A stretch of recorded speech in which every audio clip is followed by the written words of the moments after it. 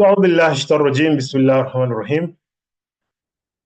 Before the break, we were talking about the job description, and we said that a job description is a written statement that describes all the aspects of a job. So it aims at doing what?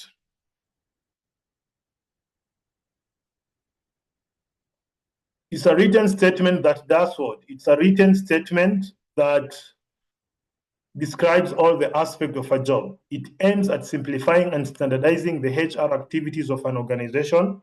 It also enables the employee to understand clearly what is expected of them in their jobs. So that is what is known as job description. And there are many definitions. There are many definitions of job description. So it is a document that specifies the tasks, duties, and responsibility of the job, or is defined as a statement that specifies the purpose of a job. Also mention where the job fits in the organization structure and the context within which the job holder functions. So, number one, what are the components of a job description? What do you normally find? For example, these are all examples of job description. You will find job description in this advertisement. So, number one, in a job description, the job title. You'll always find the title. This is marketing manager. This is head sales and marketing. We are hiring examination officer, digital marketing manager. So in all these cases, what is happening is that you will always find what? You'll always find number one, the what? You'll always find the title, the job title, the job position in the organizational structure. You'll also find the job position. Is it high management job? Is it in the middle, or is it low? Then the relationship with other jobs. Sometimes in some job advertisement, you will find what is the relationship between this job and other job. What are the tasks, duties, and responsibilities? You will find them there. You should offer information on working condition. Further information about the knowledge, skills, and attitude requirement for the job and the minimum qualification for eligibility should also be included. But this is job specification. Finally, there is a job summary. So these are the components. This is what I was telling you, the job identification, the job title, job summary, a brief review of the content of the job. For example, if it's an accountant's job, briefly what will be there, because remember, an advertisement, you don't have a lot of space. So what should you do? You need job summary. You don't need the details. The details will be in the contract. Job relationship. This includes the employee's relationship with other jobs located immediately above and below his job in the organizational structure. In an organization, you have the structure. You have the top, you have the bottom. So you have to know the relationship between you and someone who is above you and your relationship with somebody who is below you. Then you need to know your jobs and responsibilities. So the job description will help you to know a comprehensive record of the duties and responsibility associated with the job. So these are just but some templates of basic job description templates,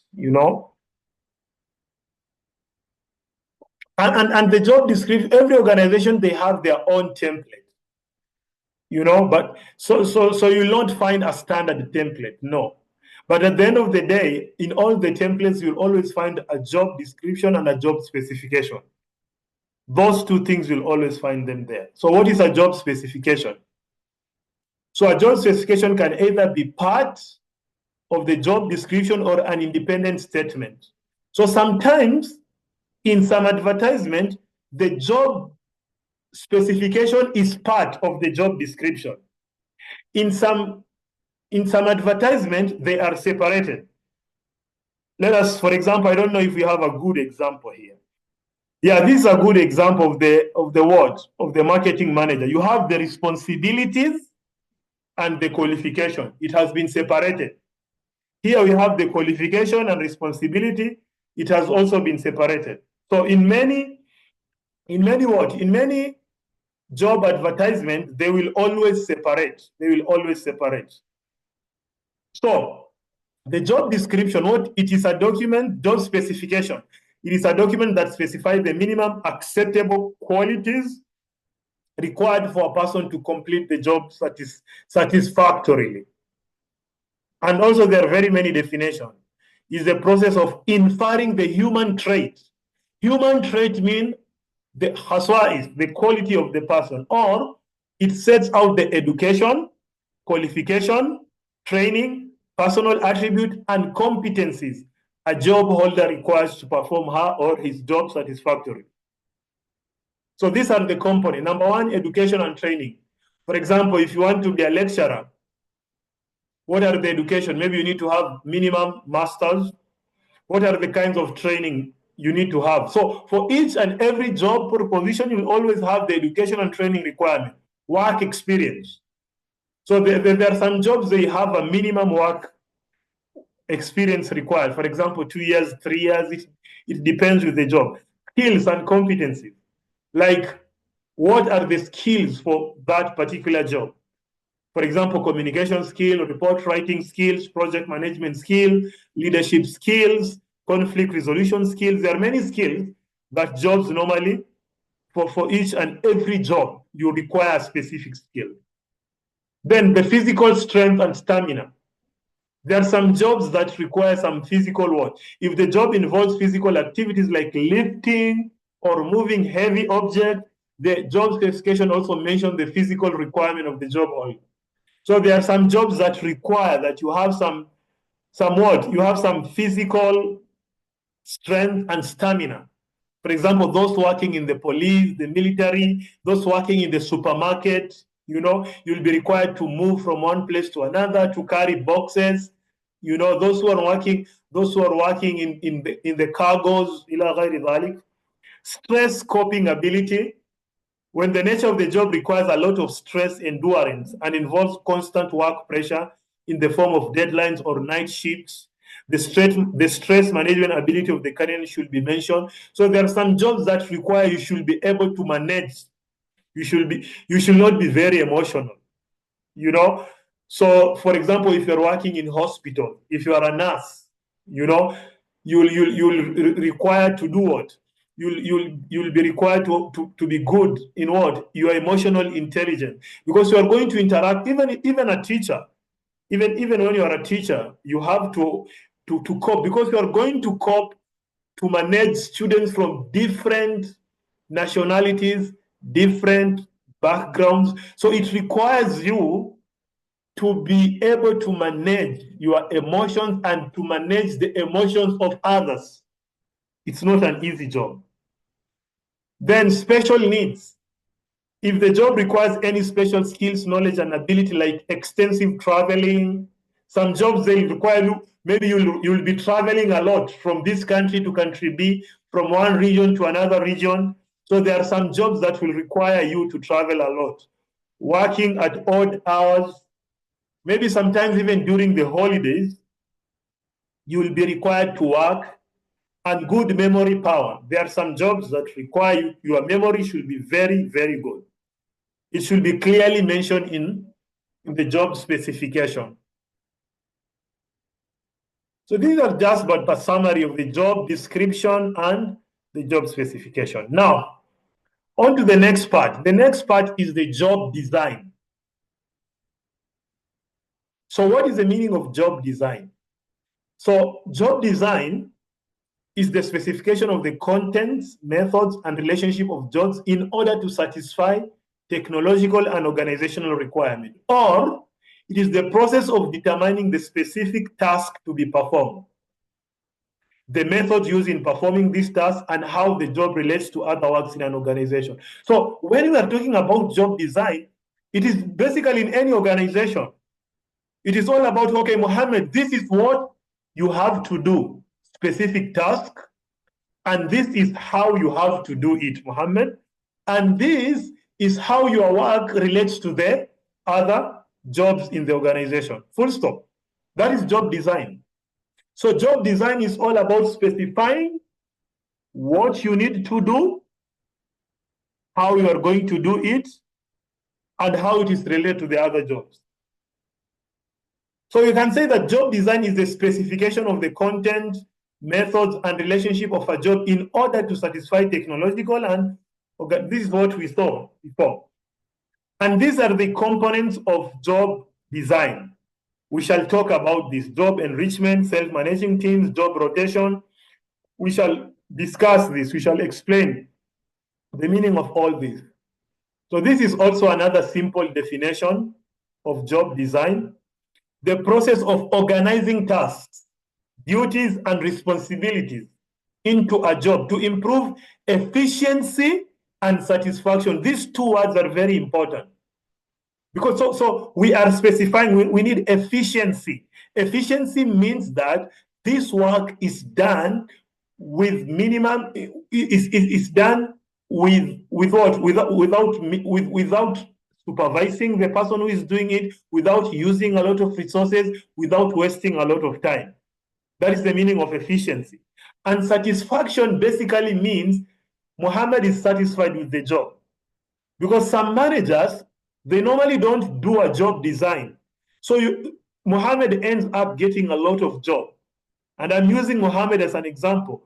So Muhammad is having a lot of job, so Muhammad is not going to be satisfied. Muhammad is going to be stressed, depressed, because he has a lot of work to do. He cannot rest.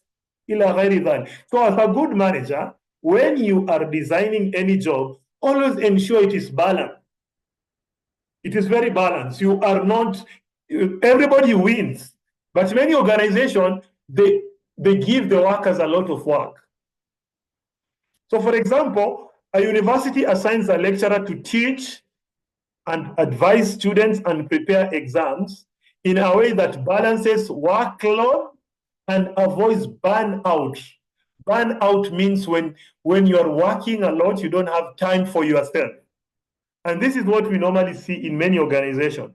Many people are working, they even don't have time for themselves. They even don't have time for their family. They go home with work. You know, when you're going to your house, you have to go to, that is a family, leave your work in the office. But some people, even in their house, they have a laptop. They are working. So why are you working? Why are you doing that job? Why are you straining yourself? Because everybody has a right. Your family, your wife, your children, they need time with you. So your job cannot like occupy you. You are in the mosque, you are thinking about your job. It should not be happening. Now, what are the components of job design? So remember when I was talking to you about these are the components of job design. So number one, there is what is known as job enrichment. So if you are an HR manager here today in this lesson, if you are a manager working in an organization, you can use one of this way to design your job in the organization. So there is what is known as job enrichment. So job enrichment refers to the development of work practices that challenge and motivate the employees to perform better. So job enrichment means that you are challenging your workers. You are not giving them easy work. You are giving them something that is very interesting, something that they can do, something that can challenge them. You are not giving them easy things, because when they finish the easy things, they're just going to be in WhatsApp, in Facebook, in the office. So you just want to develop them. That is the main objective of job enrichment. So when we're talking about job enrichment, we are adding more meaningful tasks or giving more responsibility to make a job more rewarding. We are giving Muhammad meaningful task, or we are giving Muhammad some responsibility to make the job more rewarding. For example, a school promotes a teacher to also lead a curriculum development committee, giving them more decision-making power and challenge. So there is a teacher who is teaching, but now the management of the school also decide, okay, you are a teacher, but we want you also to be head of Department A, head of Department B, head of Department C. So that is called job enrichment. It is going to even make Muhammad to like the job. It is going to give him more power, more decision making. So if you're a manager, you can think of job enrichment, you know? So, and job enrichment means you are giving the teacher more work, you are giving the teacher more responsibility. Okay, just teach at the same time, curriculum development, or we are also going to, also there is what is known as student counseling. So we are enriching, we are adding to you meaningful. Remember, the word is meaningful. The word here is meaningful. But some managers, what they do, they just add you the work because they don't want you to be free. So they're giving you even something that is not related to you. Hey, Muhammad, Bismillah, do this, do this. Even sometimes you ask yourself, what? This is not related to my job description. Why is he asking me to do this? This one is very easy. Why? So when an employee is asking those questions, it means it's not meaningful. So that is job enrichment. And they are very different. There are different ways to enrich a job. Number one, encouraging the employees to involve themselves in goal setting. You leave the employee, you tell Mohammed, you will be involved with goal setting, set the goals for this job, what you want to achieve at the end of the month, at the end of the week.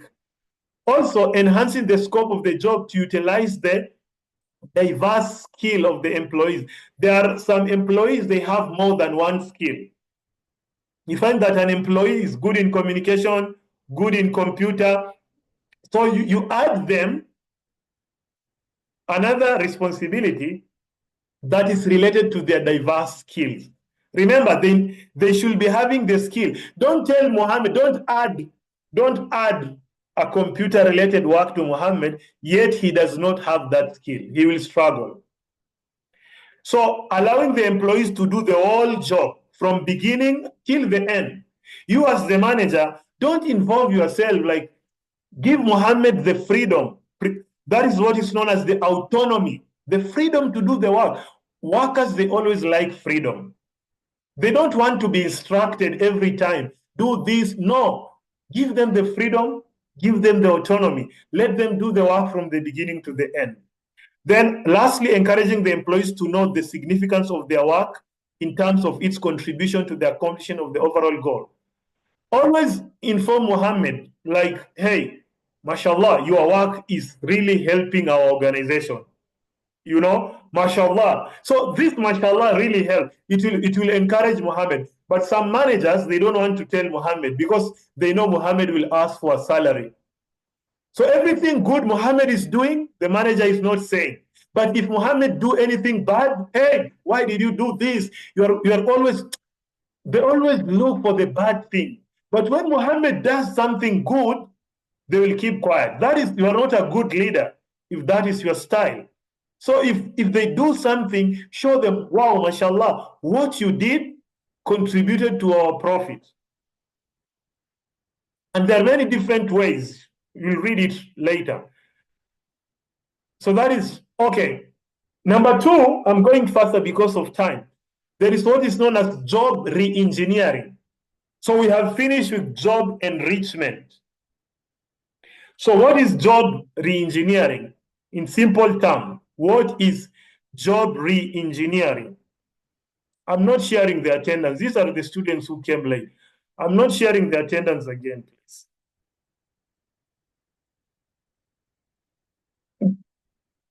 So when you're talking about redesigning a job, job re-engineering means what? Redesigning a job or process completely to improve performance, usually using new methods of technology. So the word is completely. Look at this example. A university replaces manual student registration with an online system. The registrar was doing his things manually. But now, the university has completely shifted things to online. So it means we are going, the person who was working there will have to have some skills in using computer, skills in using AI, skills in using softwares, ila ghairi dhalik. So that is job re-engineering. And when we are talking about job re-engineering, like it is from manual to online. We completely change. You are doing it manually, but khalas, now we have an online system of registration, an online system of results. Students can enter through the system, they can see their results, ila ghairi dhalik. So as a manager, you always need to ask yourself, do we need job re-engineering? Of course, nowadays with technology, there is a lot of job re-engineering with technology. Technology is changing everything, especially AI. So many organizations, many businesses, they are thinking about integrating the AI in their system to save time and to save the cost.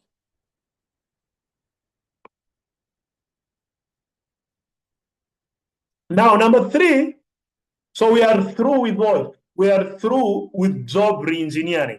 Then we have job enlargement. Look at job enlargement. This is the simplest definition. So job enlargement means what? Increasing. The word is increasing. Increasing the number of tasks in a job to reduce boredom and add variety. So Muhammad is working, so we are increasing the job. Why? Because Muhammad is bored. Muhammad is bored doing the same work every day. So we are adding another task to make it interesting for Muhammad. Or to add variety. Variety means change. So for example, a school assigns a teacher to organize extracurricular clubs in addition to teaching classes. So we give the teacher the responsibility of extracurricular, plus of course he's already teaching. So that is an additional task, enlargement. So you can look at the picture. So you have here, this was before the enlargement. Task 1, task 2, task 3. After the enlargement means existing plus new responsibility. So now there is a new task, which is task 4. So this is one way of doing what? Or this one way of designing jobs in your organization. So you add more jobs. And there are 2 types of enlargement. So we have the vertical enlargement and you have the horizontal enlargement. So what is the difference? So when you are talking about horizontal, adding more tasks of the same level, this one here, this is known as horizontal. This is known as horizontal enlargement. The same level, task 1, task 2, task 3, task 4, they are the same level. So, for example, a lecturer who teaches introduction to psychology is also assigned to teach educational psychology. All the psychology, you know, there is educational psychology, there is the social psychology, there is the children's psychology, anything related to psychology.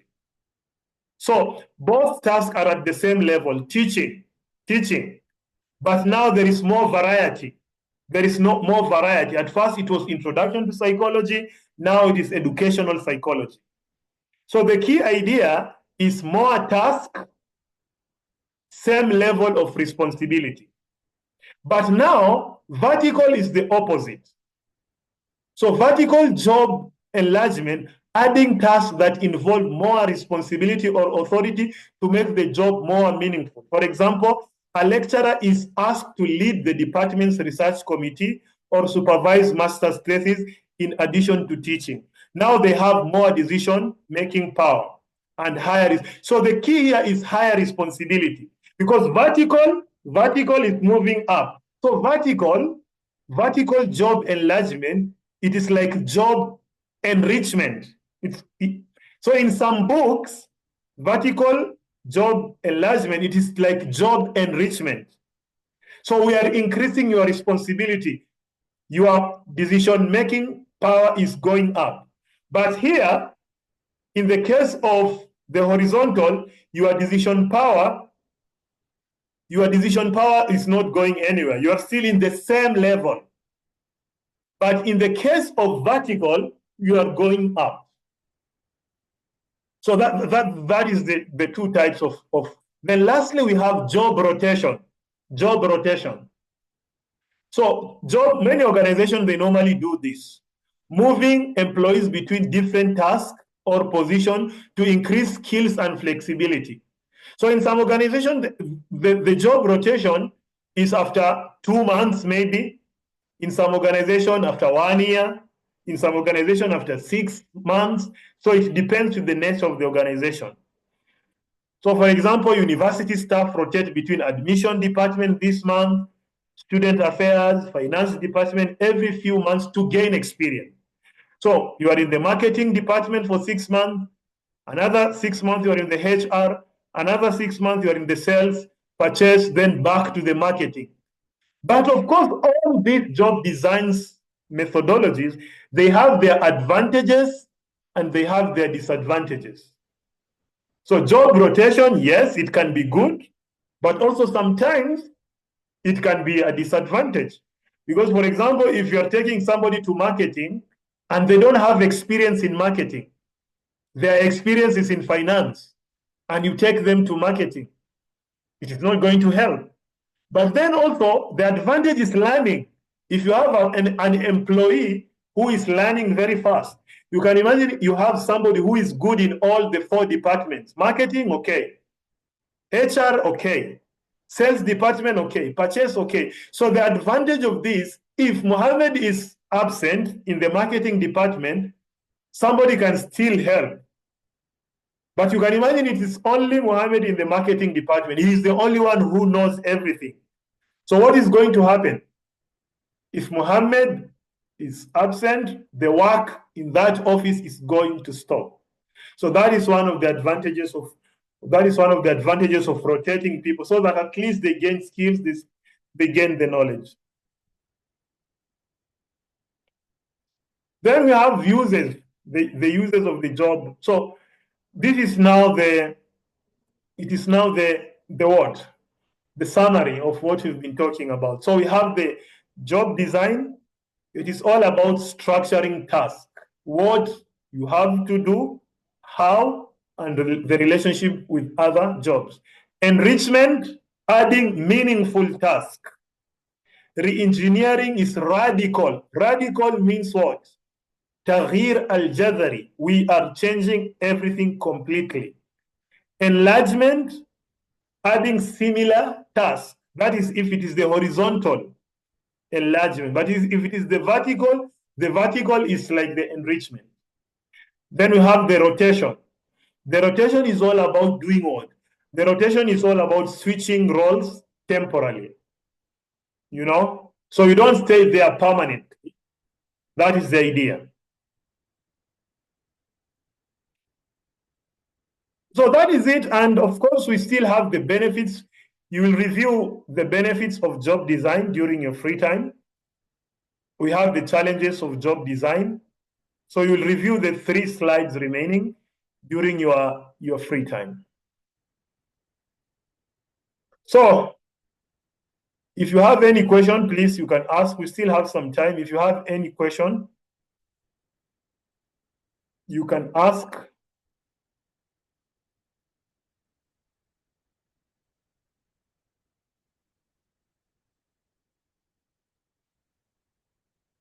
If you have any question, please, you can ask.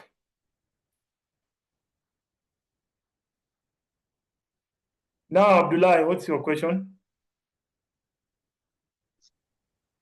Teacher, I have a question about HR responsibility of or qualification of HR manager. Teacher, some companies they have a HR department, but HR manager there's no have a qualification for according to HR fields, or sometimes maybe there's no have any qualification for academic qualification. Also is appointed for HR manager. So how can affect the improvement of the company or the organization that guy?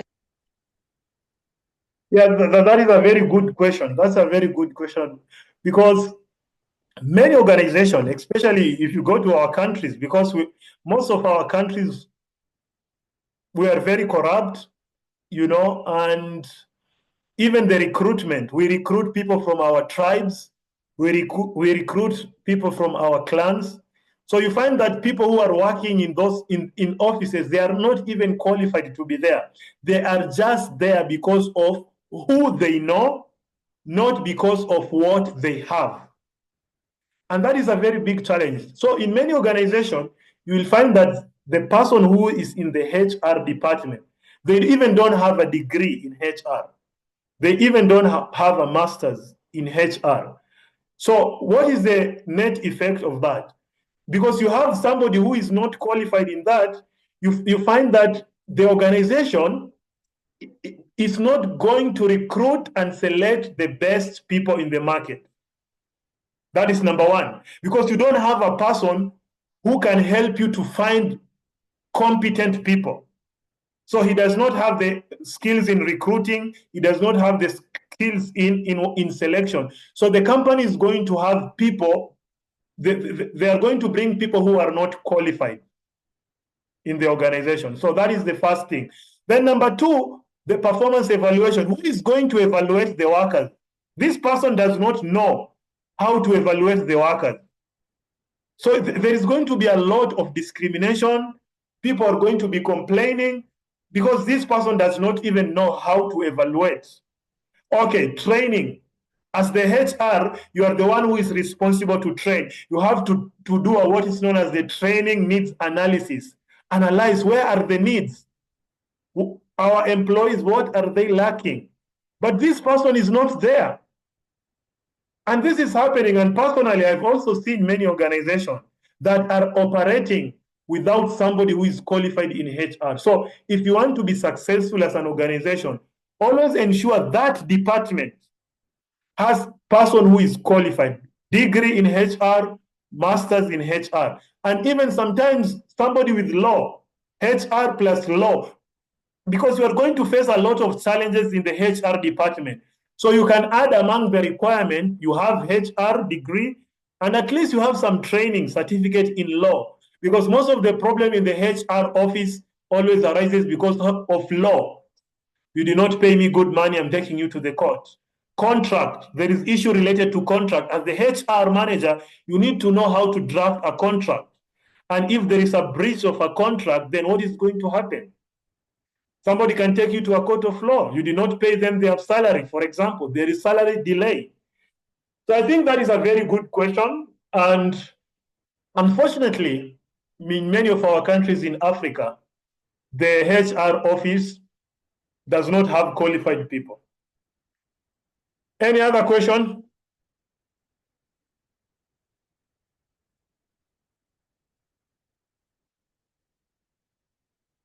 You still have some minutes.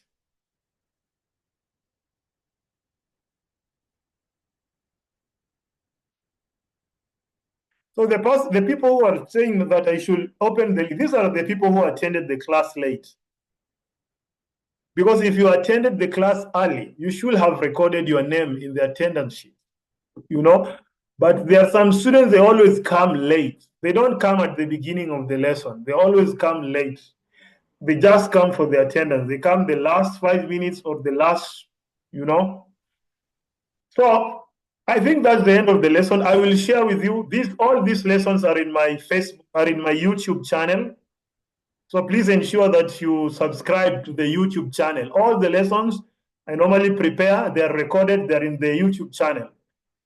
So I will send you the links to the to our lesson. So I think that's all. Inshallah, we shall meet in our next lesson next week, inshallah. Assalam. Alimu, let me take. You have a question? Yeah. As usual, we are expecting that you will share us the link of the attendance link at the end of the class. So I joined earlier in the class, and then I was expecting the form is closed. So when I click it, it's not working. Yeah, because I sent the link deliberately at the beginning, because there are some students, they always wait until the end of the lesson for the attendance. So they don't attend, they only attend the last part. So the attendance sheet, I will just be sending it anytime. So only those students who are online will take the attendance. So for your case, just write your name. Send me your name in my WhatsApp number. Send me your name. Send me your name in my WhatsApp number, okay? Okay, noted. Thanks. Thank you. Yeah. So we'll just send your name to my WhatsApp, then I'll record your name. Any other concern, please, before the end of the lesson? So if you've missed, please send your name to my WhatsApp. So that's the end. And I Assalam. have another concern. Okay. Malu, Naam. last lecture, strategic management, I also submitted the assignment and I didn't get the marks. So I send it to you if you can remember. Did you resend it? Yeah. Okay, I'll check. No problem. Just remind me, you have a lot of classes, I supervise research. So sometimes if you have any issue, you have to keep reminding me, because sometimes I forget. Yeah, I make it you an contact. So last Tuesday, if you can remember. Okay, And I will make you reminder. Okay. I will check it, then I will tell the office to update your results. Okay, that's the end. Assalam.